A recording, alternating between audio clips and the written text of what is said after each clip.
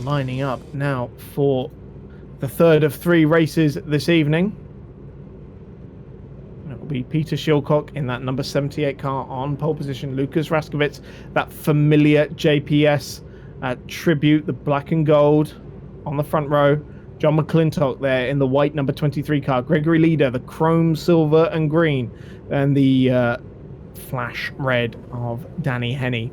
Andy Flagg, the pink car with the rainbow nose, in 6th place. Edward Shelley was on pole position for race 2. He starts 7th. John Langan in 8th. And Alex Van Gien and Spanners ready. That is your top 10. And of course, after that fantastic last lap pass for the win in race 2, Alexander Dobbelsberger starts in 20th place as we're about to get underway for the final race of the night, and Peter Schilcock leads the field away, but it looks like Lucas Raskowitz has already bagged himself the lead of the race down the inside into turn 1. Through goes Raskowitz in that black and gold car. Schilcock goes out wide on the exit of turn 1. There's Henney already up into 2nd place. Is he going to be challenging for the lead down into turn 2? You bet he is. Henney could be about to go from 5th to 1st in just 2 corners here as he goes down the inside and takes the lead of the race. The championship leader has hit the front and, crucially, unlike in race 2, has avoided the dramas and calamities. This is already a completely different Henney to one we saw last race. He's already looking so calm, so composed. He has taken those opportunities, and I hope this continues for him. Well, Raskowitz trying to get back around the outside of him, though. He's not phased at all by the championship leader.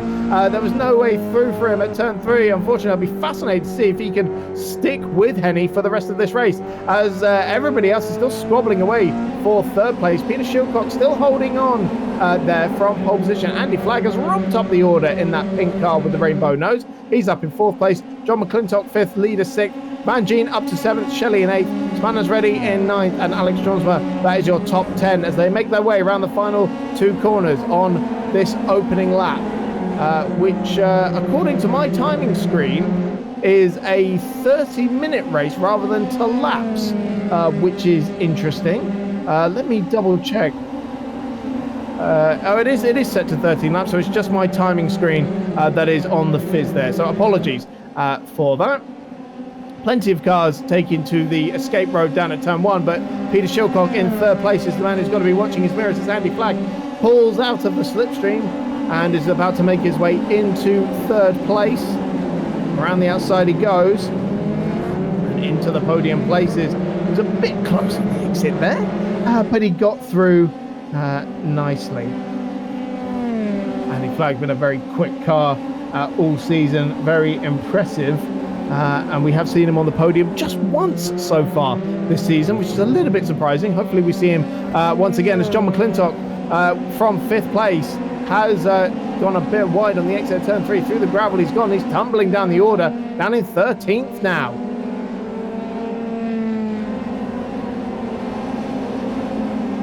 As we see our race 2 winner there, Dobbelsberger, trying to round him up as well. He's going through with David Hatton. So they've made their way through the field cleanly, crucially. And look at Alex Van Gien right up there in 5th place. This has been a very good race for him in these opening 2 laps. Still 11 to go. He's right up there in 5th place at the moment, as behind them, Shelley in 6th place, coming under pressure from Johnsma, side by side into turn 1. You normally don't get 2 cars actually side by side through there for too long, but Shelley was able to hang on to that one, and there's Spanners ready, looking to take advantage of that as well, as is Langan and Gregory behind them. But Johnsma taking to the runoff on the way into turn 2. Avoids the back of Shelley's car, crucially. But could he have a run at him down into turn 3? Certainly looks close enough. And looks towards the inside, shows his nose.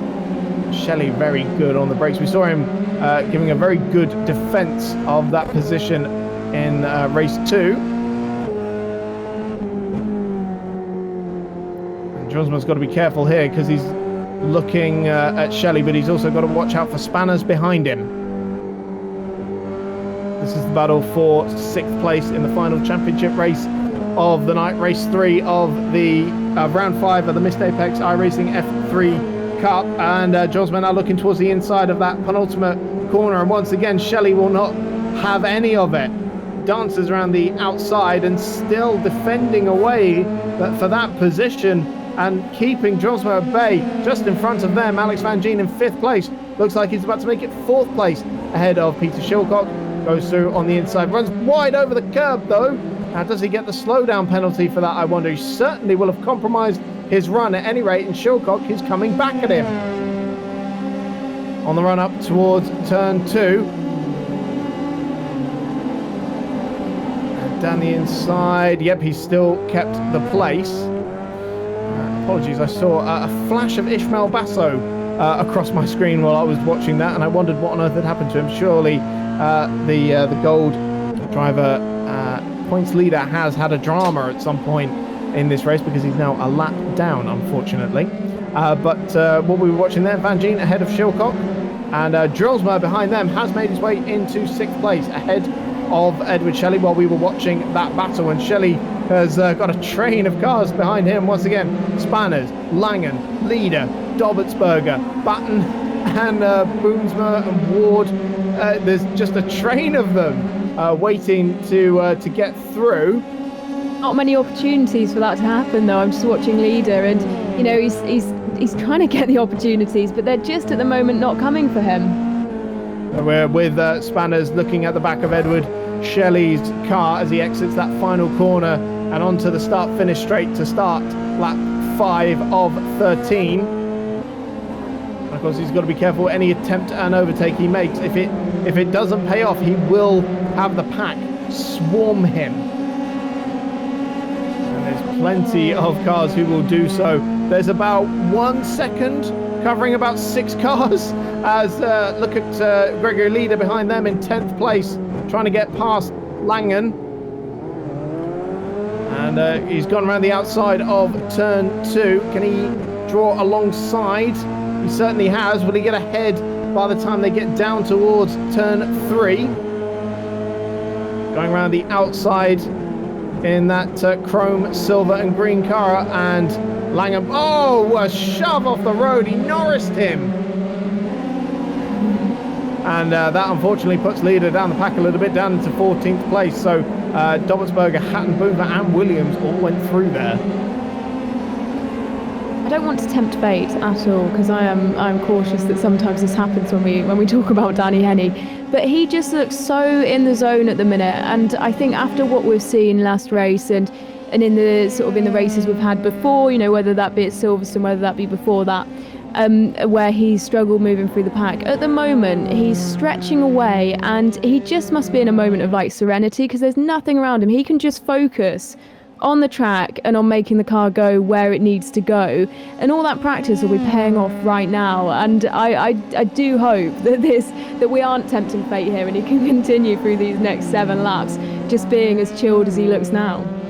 Absolutely, nearly 2 seconds clear of Lucas Raskovits in 2nd place now, as this battle we've been watching, Shelley and Spanners, has caught up to Peter Schilcock, and so Shelley has gone from the defender to the attacker as he moves past Schilcock down the inside into turn 2, and just in front of them, Alex Dronsma has caught up to the back of Alex Van Gien's car, and he's now looking towards the inside at turn 3. And we know Van Gien is one of the most robust defenders in this field, but Drillsma places his car beautifully on the exit of the corner and drags straight past him by the time they get down to turn 5. So that is Drillsma up into 4th place. Spanners has just made a move past Schilcock as well. He's now sat on the back of Shelley, and they'll look to sort of tow away from Schilcock a bit, because I'm sure those moves, you know, when you are in a bit of a small group like that, you know, those trains are starting to build, those moves will repeat themselves a bit later on. Well, I'll be hoping that Schilcock can kind of hold the pack up a little bit, because they've got some very quick cars that will be bearing down on them very soon. Dobertsberger, Boomsma, Williams next in line to get past Schilcock, who started this reverse grid race on pole position. Spanners still looking at the back of Shelley's car, and we saw him have a battle with the Marmite liveried number 33 car in race 2, and they've resumed that battle here in this race 3. As behind them, Brian Boomsma defending his 10th place from Stephen Williams there. Stephen Williams, a race winner earlier this season. Boomsma yet to take that fabled victory, being on the podium, but yet to be on the top step of it, as he's still having to defend from Stephen Williams. And next up in the queue for Boomsma, though, is Schilcock, because Dobertsberger has just gone past him. So I think they'll have to sort themselves out after they make their way through the slower traffic. Oh dear, is that Spanners? Oh, Spanners, yeah, Spanners has just spun out. Oh, what a shame. We missed the start of it, unfortunately. Not sure if he was running wheel to wheel with Shelley there, but not what we wanted to see at all. No, that won't be good for Spanners. After, we've seen that confidence build throughout these races, after him coming in a bit cautious, we've seen that confidence build, and he'll just need to get his head down and try and get back up to where he was. Schilcock in 8th place there, now at the mercy of Boomsma and Williams. Into turn 1, Boomsma goes through, and Williams looks like he's going to follow him through on the exit of the corner. Oh no, not quite, still got to fight for it with a bit of slipstream. Hatton and Langen and co are waiting in the wings as Hatton, is he going to try and do what he did in race 2 and do the double into turn 2? Well, he certainly had to think about it. It was very, very close. In the end, he just picks off one of them. Saw a bit of contact there just in the back of that shot. Could have been Alex McBride getting himself up on 2 wheels there at the apex of turn 2. As Williams and Hatton now looks like they're going to do a bit of squabbling for 9th place. Both past Schilcock now, as is Langen, actually. So next car that Schilcock has to worry about is Gregory Leader and Tim Ellis. And then he might finally get some respite, as we're now on lap 8 of 13. But this battle for 9th place between Williams and Hatton, that seems like a good one to watch as any.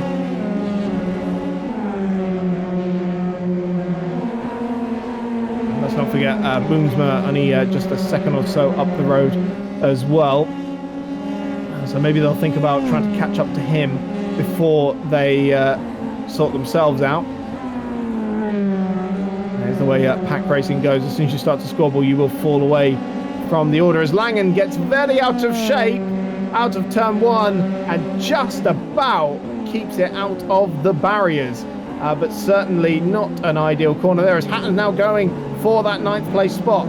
Down the outside he goes into turn 2. No way through, but is he going to get the undercut and get the better run down this straight? Tucked into the slipstream once again. This is the battle for 9th place between Williams and Hatton. Williams in that Aston Martin green on the inside there. Hatton trying to go around the outside in the Monster Energy car all the way up on the green AstroTurf, and does not give him the bite he needs out of the corner. There's still no way through for Hatton, the inaugural Formula Challenge champion, who we haven't seen the best of tonight, I think. Yes, he was in 2nd place in that last race, but yeah, the pace has been not quite there. We're much more used to seeing Hatton fighting for victories and podiums in the feature races.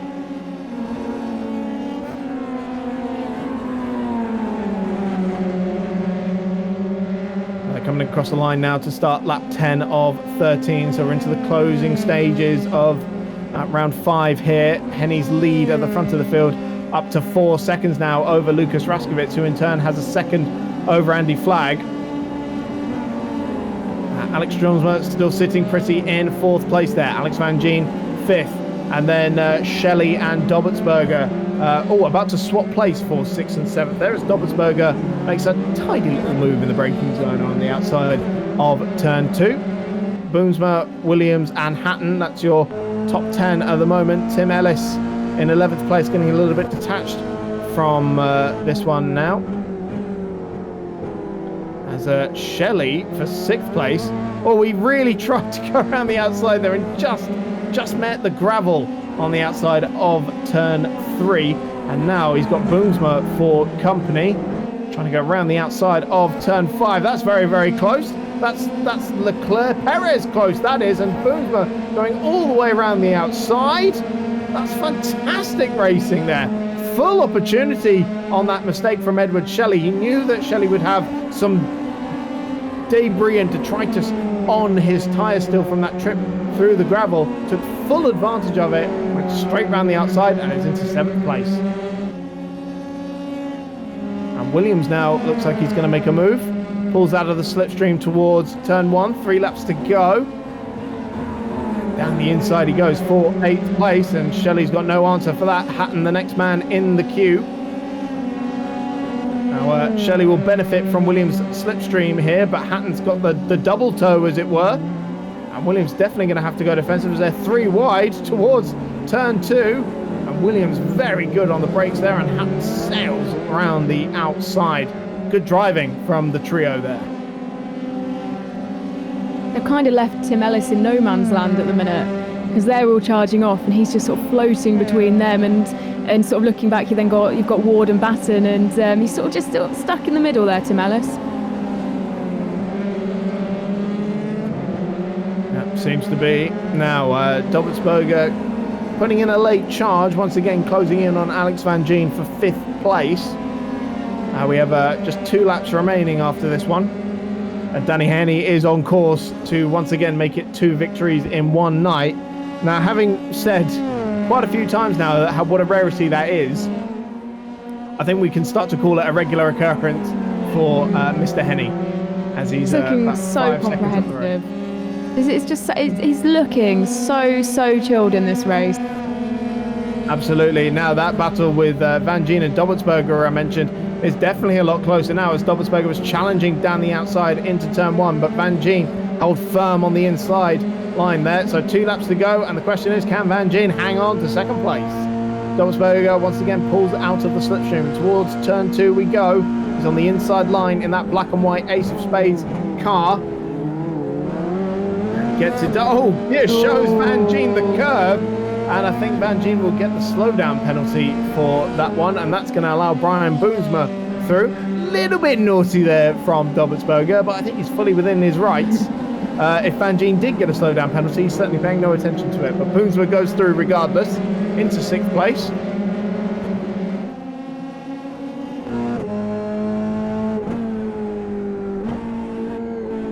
So Van Gien looking at the back of Boomsma's car now, but perhaps he should be looking over his shoulder for this final lap, as Stephen Williams and David Hatton could well close in on him as well. But meanwhile, Danny Heney comes across the line and starts his final lap of the race, still 5 seconds clear of Lucas Raskovits, who is going to be not only taking a haul of points in his silver championship, but for the overall championship as well. And certainly that man is in need of a promotion to gold driver. As much as we have been talking about Heney, it is a brilliant performance from Raskovich as well. Absolutely. Take nothing away from him, and Flag completing the podium as well. Not for lack of trying, though, from Alex Jonesma, it must be said, who will certainly be taking the gold driver honours in this one with... actually has just put a lap on his title rival, Ishmael Basso. That would feel quite nice, I think. Van Gien not getting too detached from Boomsma and Dobbelsberger. So it looks like he will just hang on to that 7th place spot ahead of Williams and Hatton. And what more can we say about Danny Heney as he approaches these final 2 corners? He said he wanted to get one hand on the championship trophy tonight, and he has certainly done so today.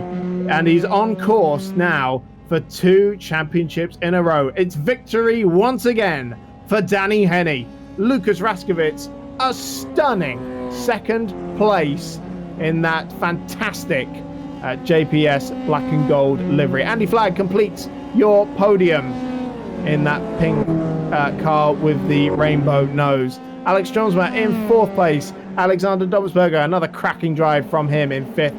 Then it's Brian Boomsma, Alex Van Gien, the top panelist in 7th place. Stephen Williams, David Hatton, and Edward Shelley. That is your top 10. Should we get Heney back in here? Oh, absolutely. Absolutely. He'll be chuffed with that.